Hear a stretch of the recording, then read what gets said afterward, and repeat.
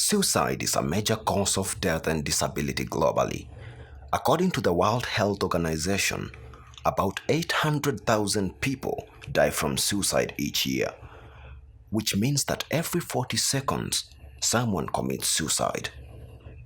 Majority of those who commit suicide are men aged between 15 to 29, an age group in which suicide is one of the major causes of death. In the 10 minutes it will take you to watch this documentary, 15 people will have attempted to commit suicide, or actually committed suicide. In Kenya, World Health Organization estimates that 1,408 people commit suicide annually. This translates to 4 people committing suicide every day. In recent years, Kenyan news has been flooded with cases of suicide among young people. In our quest to uncover the truth, we found overwhelming evidence showing a clear link between suicide and depression. In 2017, Kenya was ranked as the 6th African country with the highest levels of depression, with at least 1.9 million diagnosed Kenyans suffering from depression. Unfortunately, a large number of mental health problems remained undiagnosed and consequently unmanaged across Africa. Mental illness has thus been termed the continent's silent epidemic. The reason as to why many cases of mental illness go undiagnosed may be due to ignorance regarding mental health and negative stigma related to seeking mental health services. Society norms regarding masculinity have made it worse for men who are unable to open up about their difficulties and result to violence, alcohol, and drug abuse. Increase in unemployment has led to an increase in alcohol and drug abuse among the youth at risk of suicide. Lack of jobs and prospects has led to hopelessness among the youth, and a vicious cycle where their quest to find an escape from the hardships of life through alcohol and drugs, they only find themselves in more hardships in drug dependency and addiction. On our documentary quest, we found that a sure way of preventing suicides is by early identification, treatment, and care of people with mental and substance use disorders or individuals in chronic pain and acute emotional distress. There is no health without mental health, and it's therefore our responsibility as the youth to reach out a helping hand to our brothers and sisters who are going through tough times like depression, addiction, and stress. Our crew set out to find what has led to an increase in suicide cases among the youth and what can be done to prevent more suicides. The cases of rise in depression among the youths has been on the higher level for the past few years, and as individual, I would urge all the youths to have a good study about themselves. You see, if you work about yourself, we are likely to avoid so many things. So I would likely to urge all the youths outside there not to allow yourself to be influenced by the society, culture, which you come from. But I will only urge the youths to always think for themselves. Don't allow someone to think for you. Think for yourself and take action based on your conscience. Okay, for you to identify someone who is depressed, first you'll have to look at something like the whole body function, fatigue. Someone just looks fatigued throughout the day, 24 hours is fatigued. Second, appetite. The person lacks appetite most of the time. The person is always in isolated areas, doesn't want to socialize with his friends, family members, or even their relatives. And then the other area we'll have to look at is the cognitive behaviors, things like awareness, things like the channel of thought. The person's thought doesn't flow easily, he's never aware of himself, he's not even aware of his thoughts, he's not aware of his actions. Those are some of the signs that you can know depressions in human. The helps I can give to someone who is suffering from depression. One, I would like to urge that person to set goals in his life, because once we are depressed, we always feel like we are not worthy outside here. We always feel like timid everywhere we go. So the best way I can urge someone who is depressed is to set goals in his life. Like, for example, you can decide, like, today what I'm going to do, I'm going to iron my clothes. After I've ironed my clothes, I am going to do some proper cleaning in and outside the house.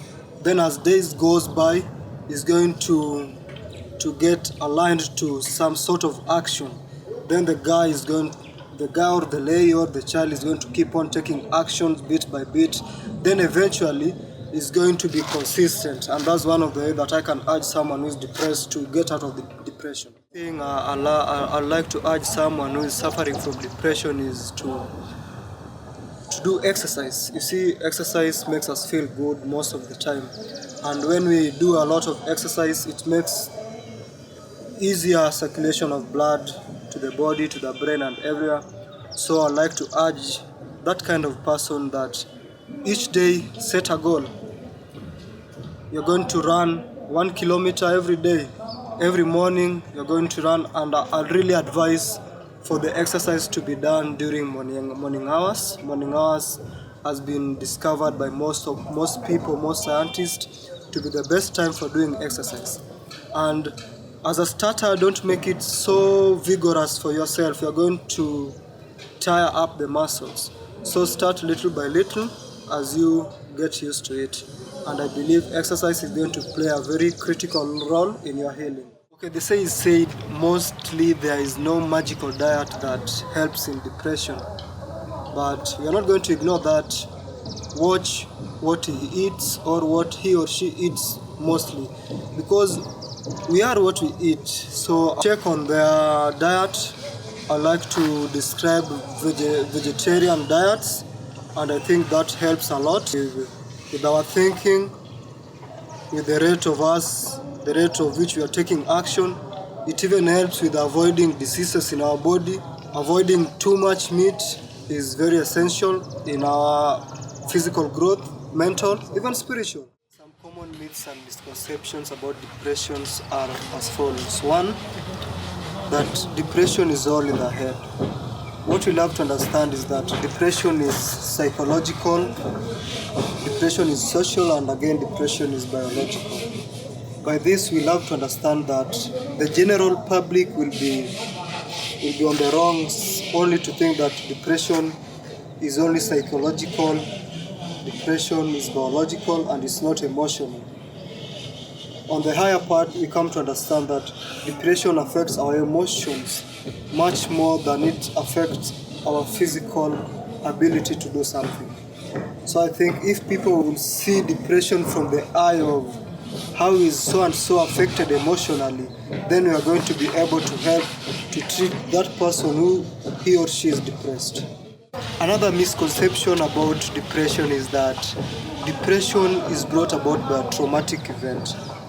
Okay, we'll have to understand that traumatic event that happens in our lives, such as loss of loved one, can cause trauma in our lives, but we'll understand that a traumatic event only heightens the level of depression that someone already had initially. Another myth and misconception about depression is that medication is the only way to manage depression. I would like to agree with that, and in the same way I would not like to agree with that, because in terms of medication, we can manage depression. Yes, like if you have a therapist is someone who is going to lead you on a one-on-one conversation, leading you to find your own answers. And I think that's going to help someone who is depressed. Say that medication is the only way to manage depression, then I think we'll be leading the mass astray. Why am I saying that? Like, because we have things like meditation. I think things like meditation can help us calm our mind, can help us relax ourselves. And that's another path of heading to yourself. That's a major channel to know who you are, to know why are you depressed, and to know what's the cause of your depression.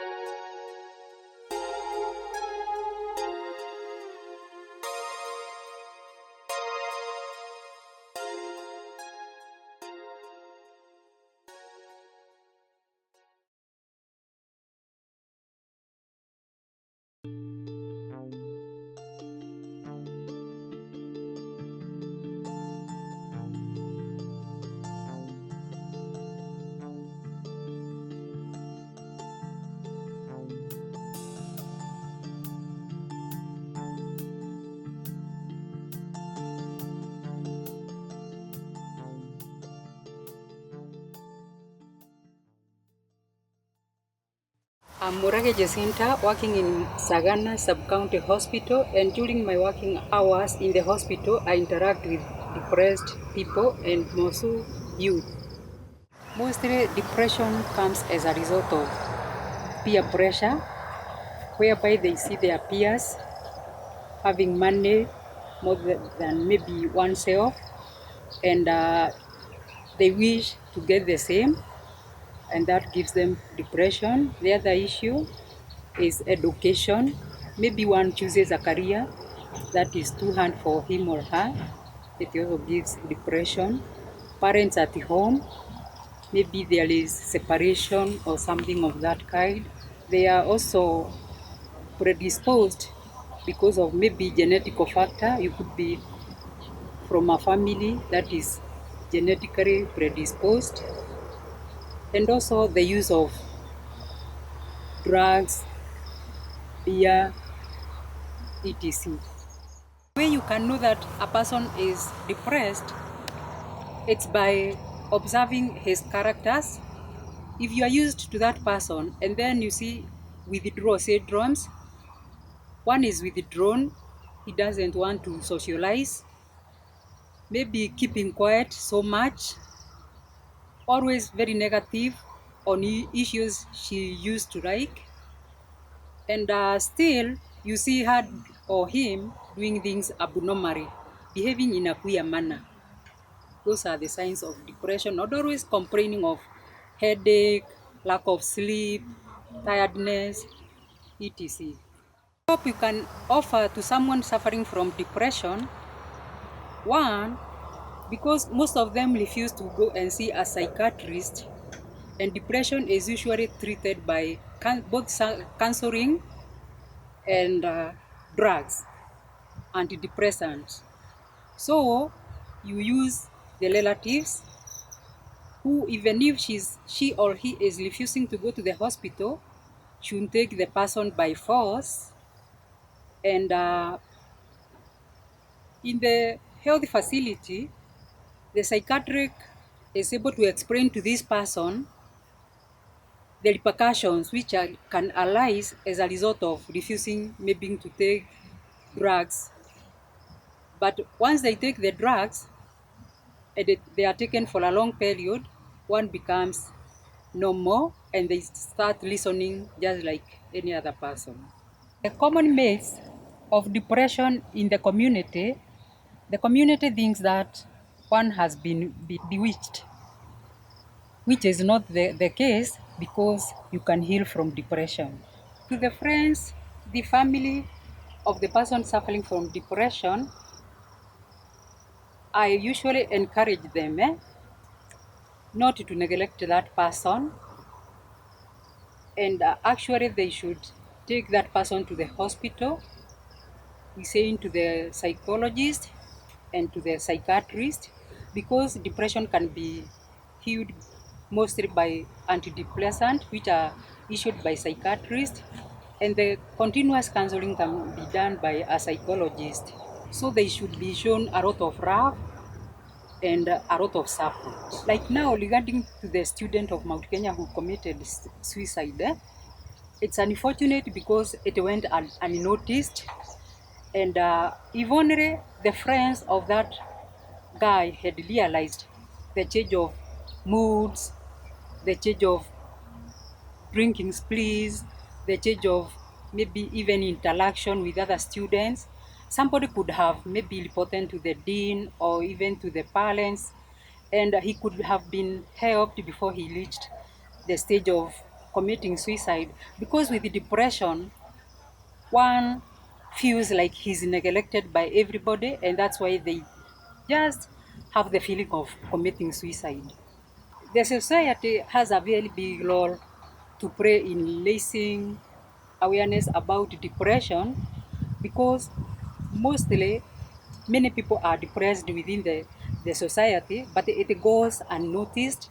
And that's why you see there is always committing of suicide. Most of those people are depressed and it goes unnoticed. And therefore, we should be our brother's keeper.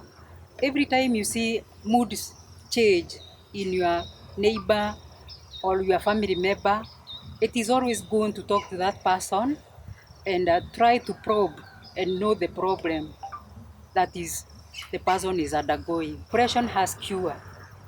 As we said earlier, usually we refer these people to psychiatrists and psychologists, and this goes hand in hand. When they are given drugs, which I said they are taken for a long period, and the drug adherence has a problem, so there should be a counselor, psychologist, who is always speaking to these people until they come into terms with themselves.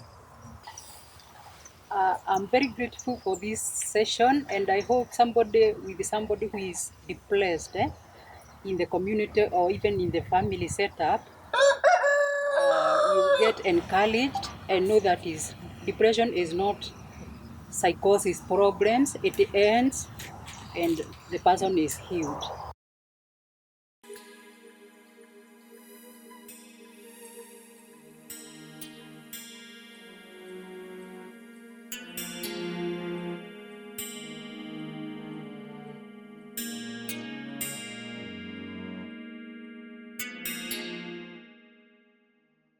Following the recent case in Mount Kenya University, where we had a case of a girl who committed suicide, this is enough proof that we have so many youths who are undergoing much pressure, maybe parent-student relationship. On campus, we also find that many people are also stressed up, suicidal thoughts, and all we need to do is to speak out so that we minimize and try to get rid of these such cases that are so traumatizing to even to our country. And we have to stand as one so as we can accomplish this.